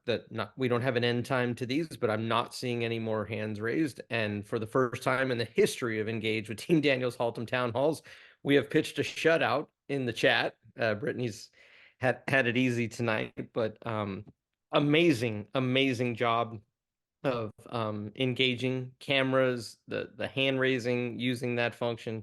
It's really appreciated. It makes for a nice evening together. So while I'll speak for just a second to give everybody a chance if they have any final questions they want to ask. As you've seen Brittany posting in the chat here, I said it at the start, it's the most important election in our history that we've seen. If you want to get involved in helping get other people to vote, please don't hesitate to click that link, submit your name to the campaign. We'll add you to the list, and we can be out there spreading the vote so that people engage in their union and shape its course for its leadership. With that, I'm seeing no more questions. I'm seeing nothing in the chat. We thank you for being so gracious with your time. We bid you all good night and be well. Well, before you go, Aaron, I think Sure. Jamal, I did want to say one thing on behalf of Jamal and I, in just closing it out. I think Aaron said it. Thank you for the opportunity. Thank you for the investment in us and in your union by asking these questions.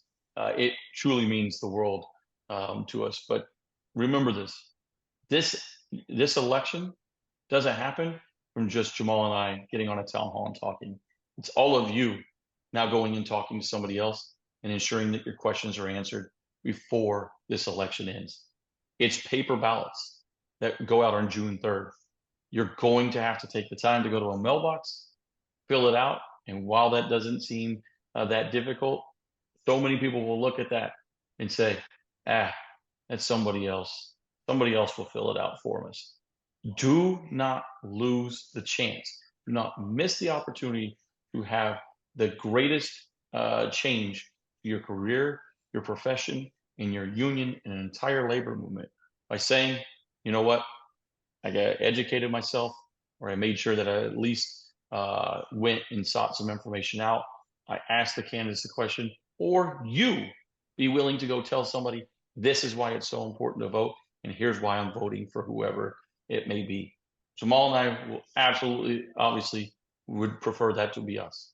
But do not sit on the opportunity. We kicked off our campaign in Alaska for a reason, because we know how many people in this union are just looking for the chance to be a part of something again, to have a purpose and be a part of a union.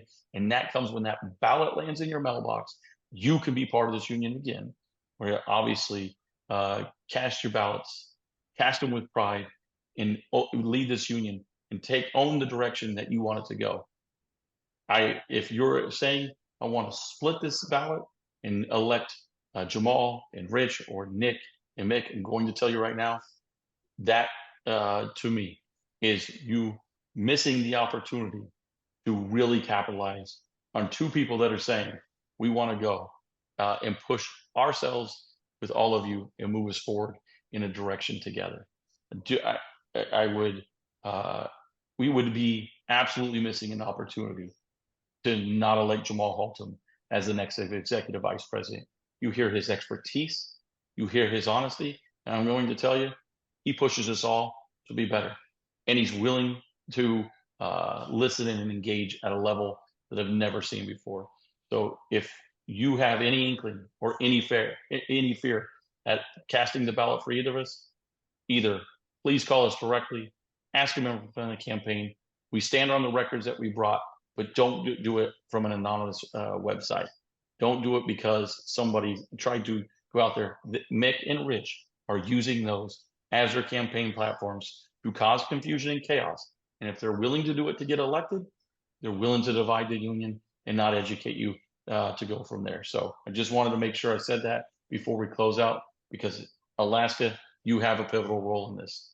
You may not be the 3,000 member union, but every one of you turning out can overcome an entire region in this election because you were willing to use your voice and vote at 100%. That's the goal. We're staying with you. and look forward to working with you overall. So Jamal, I didn't know if you had anything from there, but we appreciate your time. The only thing I would add is you are in the forefront and absolutely not an afterthought. We want to make sure that everyone understands that the Alaskan region matters to us. The professions up there, the professionals up there matter to us. You have an outstanding regional vice president. He supports us. We hope that you all will support us as well so that we can support you. And thank you for the time. It's meant everything to us. It certainly won't be the last time that we spend time with you all. Good night, everybody.